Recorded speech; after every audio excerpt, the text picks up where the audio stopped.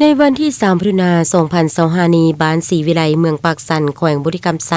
ได้สรุปแผนพัฒนาเศรษฐกิจสังคม1ปีผ่านมาและวางทิศทางแผนการ1ปีต่อหน้า 2025-2026 ของบ้านขึ้นโดยภายใต้การเป็นประธานของทานคำใหม่ใส่สมสุขในบ้านศรีวิไลมีอำนาจการปกครองบ้านถูกคานตลอดฮอดพ่อแม่ประชาชนภายในบ้านศรีวิไลเข้าร่วมทั่วบ้านมีพลเมืองทั้งหมด 2,300 กว่าคนหญิง 1,100 กว่าคนมี474หลังคาเรือนมี454ครอบครัวประชาชนภายในบ้านมีอาชีพผลิตกสิกรรมปลูกฝังและเลี้ยงสัตว์กว่า30ส่วนร้อยเป็นพนักงานรัฐ50ส่วนร้อยค้าขายและบริการกว่า20ส่วนร้อย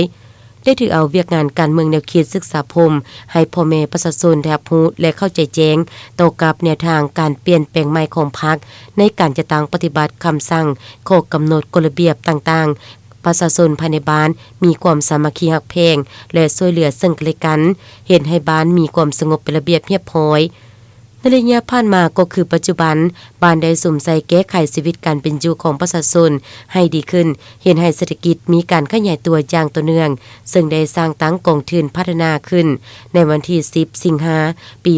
2010 โดยได้รับการแต่งตั้งคณะรับผิดชอบปัจจุบันมีสมาชิกกองทุน744คนหญิง435คนมีเงินกองทุนทั้งหมดส่งตือกว่ากีบภายในบ้านมีร้านขายเครื่องอุปโภคบริโภคทั่วไป14ร้านบริการซ่อมแปลงรถ5ร้านเสริมความงาม4ร้านขายโทรศัพท์4ร้านและร้านอื่นๆจำนวนหนึ่งสาเหตุที่พาให้มีจุดดี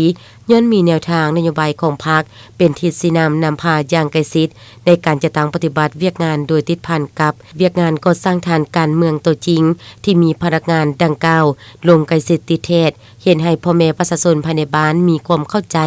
และจะตั้งปฏิบัติตามแผนที่วางไว้ได้รับผลสำเร็จตามระดับคาดหมาย